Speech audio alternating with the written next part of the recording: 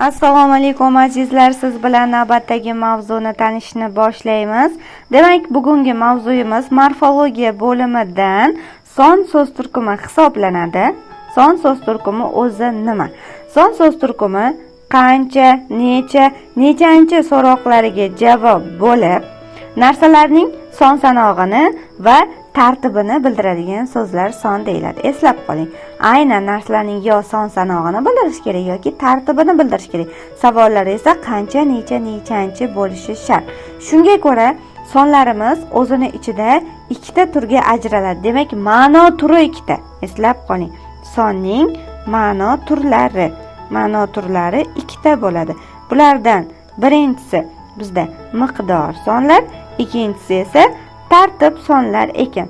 Demak, miqdor sonlar bilan tartib sonlar bu sonning ma'no guruhi. Nechta ma'no guruhi bor degan vaqtda adashib qolmangiz. Endi sonni ma'no guruhini tanishdan oldin sonni gapda qanday gap bo'lagi vazifasida kelishini bir ko'rib o'tamiz. Sonlar gapda ikki xil holatda gapni ichiga kirib, gap bo'lagi vazifasida qo'llana oladi. Bu to'g'ridan to'g'ri kelishi sintaktik vazifasi. 4 ta holatda to'g'ridan to'g'ri keladi va otlashgan paytda qanday kelishi. Yana 4 ta holda otlashib boshqa gap bo'lagiga o'tishi mumkin. Demak, agar otni oldidan keladigan bo'lsa, sifatlovchi, aniqlovchi. Misol uchun biz 3 ta farzandmiz deganda, mana 3 ta so'zi bizda sifatlovchi, aniqlovchi bo'lyapti, chunki otni oldidan kelgan. Hol bo'lishi mumkin. Bu kitobni 2 marta o'qidim deganda 2 marta so'zi bu yerda qancha so'rog'iga javob bo'lib hol bo'lyapti va kesimdan oldin kelyapti. Ot kesim bo'lishi mumkin. Ot kesim bo'lish uchun gapning oxirida kelish kerak. Uning ukasi 2 ta desa, 2 ta so'zi gapda ot kesim bo'lyapti.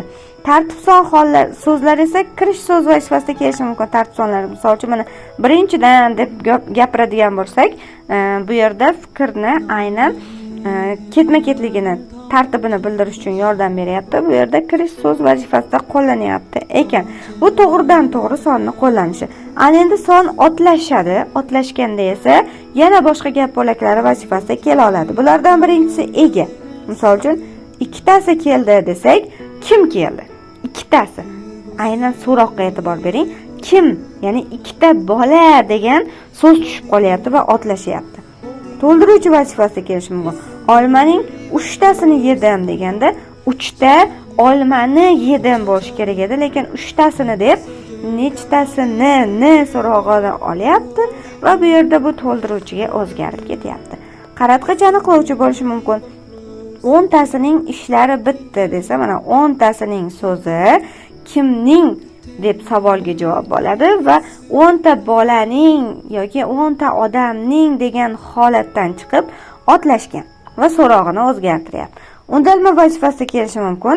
7-chi aloqaga chiqing deganda 7-chi odam yoki 7-chi snaryad, qandaydir bir 7-chi degan yonida bir insonga nimagadir ishora qilayotgan so'zimiz tushib qolyapti va bu yerda otlashish yuz beryapti. Sonimiz gapda undalma vazifasida kelyapti. Bular haqida yana to'liqroq o'rganamiz. Shu sababli hozir faqat sonni to'g'ridan to'g'ri sifatlovchi, aniqlovchi, hol, ot kesim, kirish so'z bo'lishini, otlashganda esa ega, to'ldiruvchi, qaratqich aniqlovchi, undalma bo'lishini bilib olsangiz yetadi. Ega nima, to'ldiruvchi nima yoki hol nima, bular haqida siz bilan alohida darsimiz bor. Maydalab har bittasini o'rganib chiqamiz ekan. Endi sonni ma'no guruhini o'rganishni boshlaymiz. Ma'no guruhini sizga yuqorida aytganimdek, ikkita ma'no guruhi bor: miqdor sonlar hamda tartib sonlar. Demak, siz bilan birinchi miqdor son haqida tanishni boshlaymiz. Miqdor sonlar qanday miqdorni ifodalashiga ko'ra o'zini ichida 6 ta turga ajraladi. Bular sanoq, dona, chama, taqsim, jamlovchi hamda kasr sonlar ekan. 6 ta ma'no guruhga ajralyapti o'zini ichida. Bu birinchi sonni ma'no turi edi, eslab qoling. Sonni birinchi ma'no turi yuqorida aytdik, tartib son bilan miqdor songa bo'linadi va o'zini ichida bo'linish. Demak, sanoq son qanday bo'ladi? Narsalarning son sanog'ini bildirgan so'zlarimiz sanoq sonlar deyiladi. Sonning bosh shakli deyiladi. minus cheksizdan plus cheksizgacha bo'lgan hamma sonlarimiz sanoq songa kiradi. Minus 1 deysizmi, 10 mi, 100 mi, million mi farqi yo'q. Hammasi sanoq son va ularning ichidan 4 tasi, ya'ni 3, 7, 9, 40lar bizda ona tilida sehrli sonlar deyiladi. Buni ham yaxshilab yodlab qoling. Va sanoq son haqida bilishingiz kerak bo'lgan ma'lumot mana shu. Sanoq son umuman qiyin narsa emas. Maxsus qo'shimchasi yo'q. Endi keyingisi bizda dona son. Dona sonimiz narsalarni miqdorini donalab ifodalaydi va ta qo'shimchasi bilan hosil qilinadi. Bitta, ikkita, 10 ta, 100 ta hammasi dona songa kiraveradi va mana bu bitta degan so'zda fonetik hodisa bor. R T'ga o'zgarib ketgan. Buni ham o'zingiz uchun yodlab qoling. Va donani ifodalash uchun bizda hayvonlarga bosh, odamlarga nafar, o'simliklarga tub, suyuqliklarga litr, og'irlik o'lchovlarga gram degan so'zlarni ham ishlatish mumkin. Misol uchun 10 ta bola demay, 10 nafar bola desangiz ham shu yerda donalik ma'nosi ifodalangan bo'ladi. Keyingisi chama sonlar.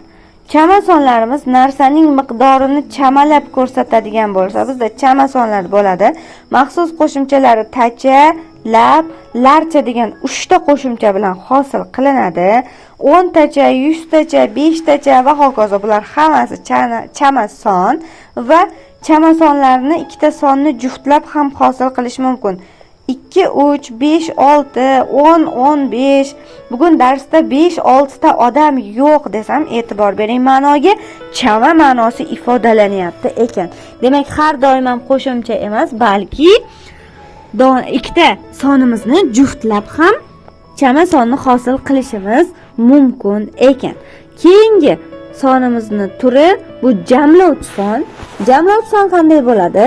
Narsalarning miqdorini jamlab ko'rsatadi. Maxsus qo'shimchasi bor.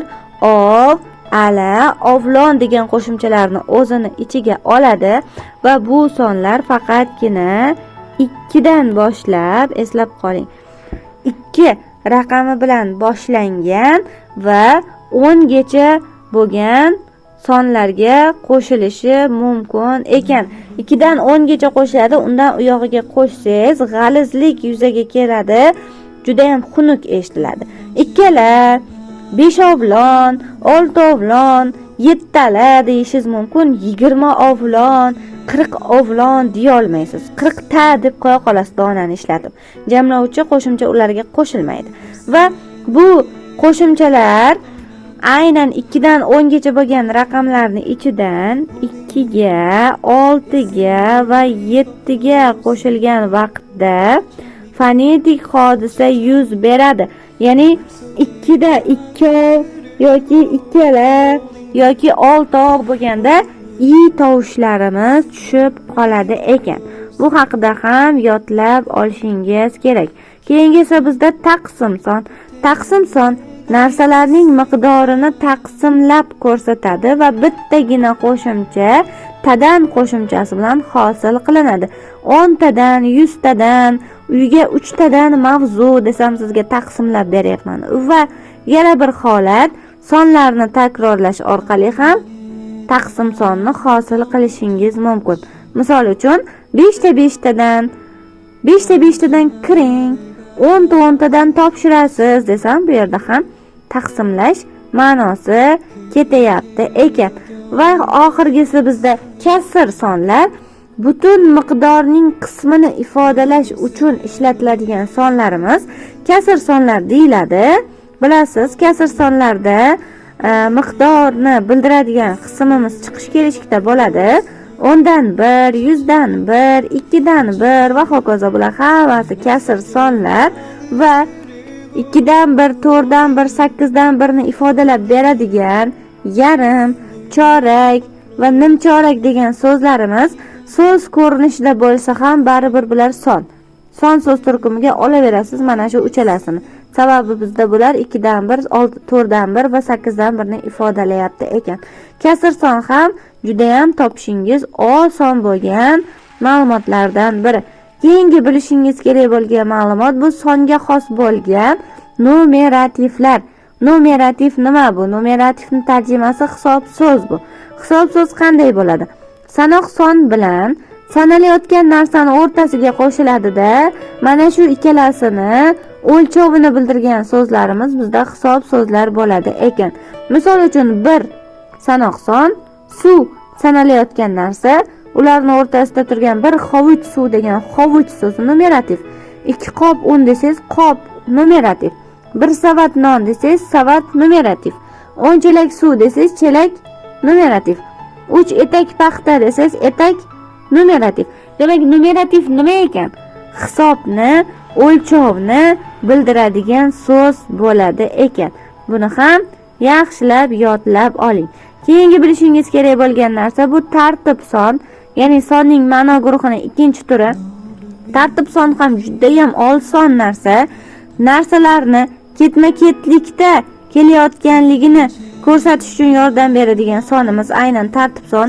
O'zi bitta qo'shimchasi bor. Inchi yoki necha qo'shimchasi bilan hosil qilinadi. Unli yo'ndosh bilan tugashiga qarab inchi yoki nechada keladi. Xo'p, misol uchun 5-chi, 10-chi yoki 3-chi va hokazo, bular hammasi tartib sonni ifodalab keladi.